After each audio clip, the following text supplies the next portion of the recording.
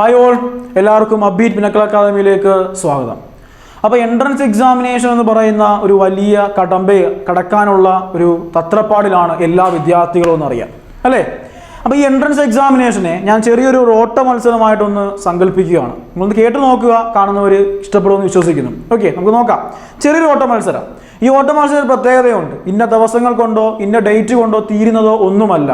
ഈ ഓട്ട മത്സരം എന്ന് പറയുന്നത് പല കാറ്റഗറി ആയിട്ടാണ്. നമുക്കറിയാം, ഇപ്പം 100 മീറ്റർ 200 മീറ്റർ എന്ന് പറയുന്ന പോലെ ഞാനിവിടെ തിരിച്ചിരിക്കുന്ന 100-200 മീറ്ററൊന്നും അല്ല. നിങ്ങൾ ഓരോ എക്സാമിനേഷനെയുമാണ് എന്താണ് തിരിക്കുന്നത്, ഓരോ ഓട്ട മത്സരങ്ങളാണ് തിരിച്ചിരിക്കുന്നത്. ഇപ്പോൾ JEE എക്സാം എഴുതുന്നുണ്ട്, ആ ഒരു കാറ്റഗറിയിലുള്ള ആ ഒരു മത്സരം. കീം എക്സാം എഴുതുന്നവർക്ക് ആ ഒരു മത്സരം, നീറ്റ് എക്സാം എഴുതുന്നവർക്ക് ആ ഒരു മത്സരം. അങ്ങനെ ഏതൊക്കെ എൻട്രൻസ് എക്സാമിനേഷൻ എഴുതുന്നുണ്ടോ അവർക്കെല്ലാം ഓരോ മത്സരമാണ്. ഈ മത്സരത്തിന് പ്രത്യേകതയുണ്ട്. ഇങ്ങനെ തിരിക്കാനുണ്ടായ കാരണം ഓരോന്നിലും അറ്റൻഡ് ചെയ്യുന്ന പാർട്ടിസിപ്പൻസിൻ്റെ എണ്ണം സെയിം അല്ല, ഡിഫറൻ്റ് ആണ്. കീം എക്സാമിനേഷൻ എഴുതുന്ന എണ്ണം അല്ലല്ലോ നീറ്റിനും JEEക്കും എഴുതുന്നത്. അങ്ങനെ ഓരോന്നിൻ്റെയും എൻട്രൻസ് എക്സാമിനേഷൻ എഴുതുന്ന കുട്ടികളുടെ എണ്ണം ഒന്നും സെയിം ആയിട്ട് വരുന്നതല്ല. അതുകൊണ്ടാണ് പ്രത്യേക കാറ്റഗറി ആയിട്ട് അതിനെന്ത് ചെയ്യുന്നത്, നമ്മൾ മാറ്റി ഒരു മത്സരം നടത്തുകയാണ്. സത്യത്തിൽ ഈ ഓട്ട മത്സരം എന്നേ തുടങ്ങിക്കഴിഞ്ഞു. ഇന്നൊന്നുമല്ല, ഞാൻ പറയുന്ന ദിവസമല്ല, എൻട്രൻസ് എക്സാമിനേഷൻ ഡേറ്റ് വന്ന ദിവസമല്ല, അല്ല ഇന്ന് എക്സാം നടത്തുമെന്ന് പറഞ്ഞ ദിവസമല്ല, ആപ്ലിക്കേഷൻ ഡേറ്റ് സ്റ്റാർട്ട് ചെയ്ത ദിവസമല്ല. നിങ്ങളുടെ മനസ്സിൽ എനിക്കൊരു MBBS ഡോക്ടർ ആകണം, അല്ലെങ്കിൽ ഒരു എഞ്ചിനീയർ ആകണം, അല്ലെങ്കിൽ ഇന്നൊരു ഫീൽഡിലേക്ക് എനിക്ക് എൻട്രൻസ് എക്സാമിനേഷൻ വഴി എത്തിപ്പെടണമെന്ന് മനസ്സിലെന്ന് തോന്നിയോ, അന്ന് ഈ ഓട്ട മത്സരം തുടങ്ങി. പക്ഷേ മനസ്സിൽ തോന്നിയിട്ട് മാത്രം കാര്യമില്ല, നമ്മൾ വർക്കിലും കാണിക്കണം. അപ്പോൾ ആ ഓട്ട മത്സരത്തിൽ നമ്മൾ പയ്യെയാണ് സഞ്ചരിച്ചത് മനസ്സിലാക്കാം. എങ്ങനെ? വർക്കിൽ കാണിച്ചില്ല എങ്കിൽ, നമ്മുടെ മനസ്സിൽ വന്ന സമയത്ത് തന്നെ നമ്മളതിന് വർക്ക് ചെയ്യുകയും കഷ്ടപ്പെടുകയും ചെയ്യുകയാണെങ്കിൽ ഓട്ട മത്സരം നമ്മൾ സ്പീഡിൽ ഓടുകയാണ്. ഇപ്പോൾ 2 കാറ്റഗറി വീണ്ടുമായി. ഓരോ ഓട്ട മത്സരത്തെയും വീണ്ടും 2ആയിട്ട് കാറ്റഗറൈസ് ചെയ്യാം. പയ്യെ വരുന്നവരുമുണ്ട്, സ്പീഡിൽ പോകുന്നവരുമുണ്ട്. അപ്പോൾ നിങ്ങളുടെ മനസ്സിൽ എന്നാണോ ആ ഒരു എൻട്രൻസ് എക്സാമിനേഷൻ എഴുതണമെന്ന് തോന്നി തുടങ്ങിയത്, അന്നേ ഈ മത്സരം ആരംഭിച്ചു കഴിഞ്ഞു. സത്യത്തിൽ ഈ മത്സരം എന്നാ എൻഡ് ചെയ്യുന്നത്?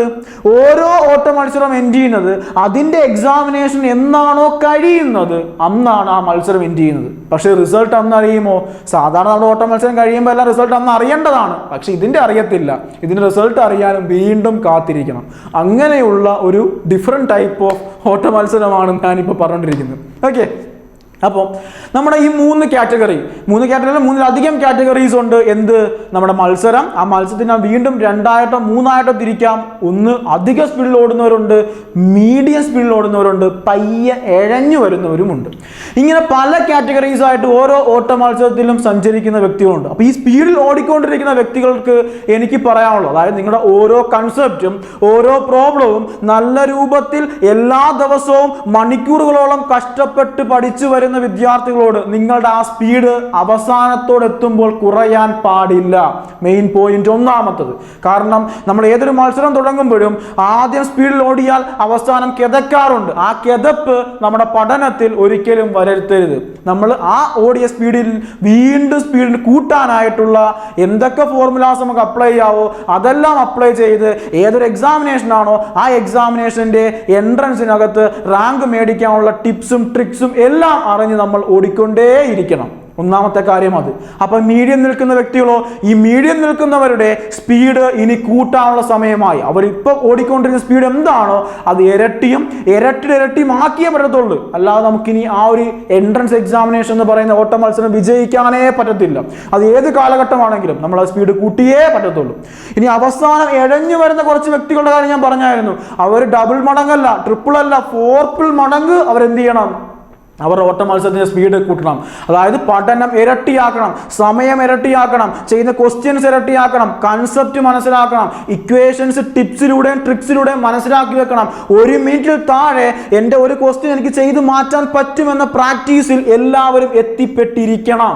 അങ്ങനെ ഓരോ എക്സാമിനേഷൻ്റെയും അവസാനത്തെ ഡേറ്റിലെത്തുമ്പോൾ എല്ലാവരും ഒരുമിച്ച് ഫിനിഷ് ചെയ്യണം. എന്ന് വെച്ചാൽ ഒരുമിച്ച് എല്ലാ ക്വസ്റ്റ്യനും അറ്റൻഡ് ചെയ്യുന്ന രീതിയിൽ ഒരേ മാർക്കോട് കൂടി വരുന്ന റിസൾട്ട് ആയിരിക്കണം അതിൻ്റെ റിസൾട്ട് പിന്നീട് പബ്ലിഷ് ചെയ്യുമ്പോൾ വരേണ്ടത്. എനിക്ക് റാങ്ക് നേടണം. ഒരാൾ തീരുമാനത്തോടുകൂടി എനിക്ക് നേടിയേ പറ്റത്തുള്ളൂ, എനിക്ക് സാധിച്ചേ പറ്റത്തുള്ളൂ എന്ന് പറഞ്ഞ് ഇറങ്ങി തിരിച്ചാൽ നിങ്ങൾ സാധിച്ചിരിക്കും, നിങ്ങൾ നേടിയിരിക്കും. അല്ല എന്നെ കൊണ്ട് പറ്റില്ല, എന്നെ കൊണ്ട് സാധിക്കില്ല എന്നൊക്കെ വിശ്വാസമാണ് നിങ്ങളുടെ മനസ്സിൽ നിങ്ങൾ കൊടുക്കുന്നതെങ്കിൽ നിങ്ങൾ ഒരു കാലത്തും ഒരു സമയത്തും ഒന്നും ആകാൻ പോകുന്നില്ല.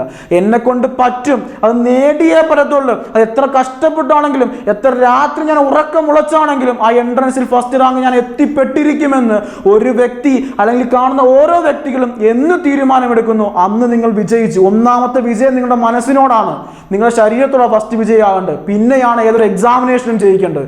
നമ്മുടെ ശരീരത്തിന് എപ്പോൾ നിങ്ങൾ പോസിറ്റീവ് എനർജി കൊടുക്കുന്നു അന്ന് മുതൽ നിങ്ങൾ വിജയത്തിന്റെ ഓരോ പടിവും കയറി തുടങ്ങും. നിങ്ങൾക്ക് അത് കൊടുത്തില്ല എങ്കിൽ നമ്മൾ എപ്പോഴും തോൽവിയിലായിരിക്കും. ഞാൻ വിജയിക്കുമെന്നുള്ള ഉറച്ച തീരുമാനം ഇന്ന് ഈ സമയം എപ്പോഴാണോ വീഡിയോ കാണുന്നത് അന്ന് മുതൽ എടുത്തിരിക്കണം. ആരാണെങ്കിലും ആർക്കും നേടാൻ പറ്റും. ഇവിടെ ബുദ്ധിയുള്ളവനോ ബുദ്ധി ഇല്ലാത്തവനോ ആരുമില്ല, എല്ലാവരും ഈക്വൽ ലെവലാണ്. ഞാൻ ഉപയോഗിക്കുന്ന ഓരോ പ്രാക്ടീസും ഓരോ ചെയ്യുന്ന രീതിയുമാണ് അവന്റെ ബുദ്ധിയെ ഉയർത്തുന്നതും താഴ്ത്തുന്നതും. അല്ല ഇവിടെ വലുതോ ചെറുതോ ഒന്നുമില്ല. ഫസ്റ്റ് അറ്റംപ്റ്റ് നിനക്ക് എൻട്രൻസ് മേടിക്കാൻ പറ്റത്തില്ല, നിന്നെ കൊണ്ട് സാധിക്കത്തില്ല, ഇങ്ങനെ പറയുന്ന വ്യക്തികളെ ആദ്യമേ എടുത്ത് മാറ്റണം. അങ്ങനെ ഒന്നുമില്ല. നിങ്ങൾ കഷ്ടപ്പെടുന്ന ഇരട്ടിയാണോ, നിങ്ങൾ കൊണ്ട് നന്നായിട്ട് കഷ്ടപ്പെടാൻ പറ്റുമോ എങ്കിൽ നിങ്ങൾ ഫസ്റ്റ് റാങ്കിൽ എത്തിയിരിക്കും. അത് നിങ്ങൾ പ്രൂവ് ചെയ്ത് ആ പറയുന്ന ഓരോ വ്യക്തിയുടെ മുമ്പിൽ കാണിച്ചു കൊടുക്കണം. അതിലാണ് കാര്യം. അപ്പൊ ഞാൻ ഈ പറഞ്ഞ ഓട്ട മത്സരം നിങ്ങൾ എല്ലാവരും, ഇത് കാണുന്ന എല്ലാ വ്യക്തിയും എഴുതുന്നവരായിരിക്കാം, എഴുതാത്തവരുണ്ടായിരിക്കാമെങ്കിലും എഴുതുന്ന പല എക്സാമിനേഷനും കാണും. അത് നിങ്ങൾ ഓട്ടോമാറ്റിക്കലി ഏത് എക്സാമിനേഷൻ ആണെങ്കിലും ഇപ്പം PSC പോലുള്ള എക്സാമിനേഷനും മറ്റുള്ള ഓരോ എക്സാമിനേഷനും കാണുന്ന ഒരുപാട് വിദ്യാർത്ഥികൾ ഇതിനകത്തുണ്ടായിരിക്കും. അവർക്ക് എല്ലാവർക്കും ഉള്ള കാര്യമാണ് ഞാൻ പറഞ്ഞത്. നമ്മൾ ഉറച്ച തീരുമാനത്തോടെ എനിക്ക് നേടണം എന്ന് പറഞ്ഞ് ഇറങ്ങി തിരിച്ചാൽ ഏതൊരു വ്യക്തിയും ആ എക്സാമിനേഷൻ നേടിയിരിക്കും. പറയുന്ന നെഗറ്റിവിറ്റീസിനെ നിങ്ങൾ തട്ടിക്കളയുക, പോസിറ്റീവ് കാര്യങ്ങൾ മാത്രം എടുക്കുക.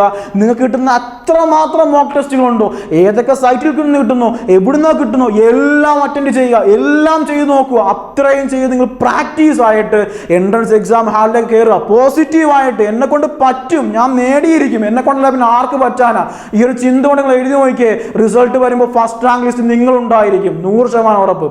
അപ്പൊ ഈ പറഞ്ഞ വീഡിയോ കണ്ടു മുതൽ തുടങ്ങി ഇന്ന് മുതൽ ഈ ഒരു ദിവസം മുതൽ ഈ ഒരു ടൈം മുതൽ, നാളെയല്ല, നാളെ എന്നൊരു ദിവസം ഇനി ഒരിക്കലും മനസ്സിൽ വെച്ച് പോകരുത്. അങ്ങനെ ദിവസമേ നമ്മുടെ മനസ്സിൽ വേണ്ട. ഇന്ന് ഇപ്പോൾ ഈ ടൈമിൽ ഞാൻ പഠിക്കും, ആ ഒരു ഒറ്റ വിശ്വാസത്തിൽ പഠിച്ചു തുടങ്ങുക. നിങ്ങൾക്ക് നല്ല റാങ്ക് നേടി കിട്ടിയിരിക്കും, ഷുവർ. എന്തിനും ഞങ്ങളുണ്ട് നിങ്ങളുടെ കൂടെ. ഓക്കെ.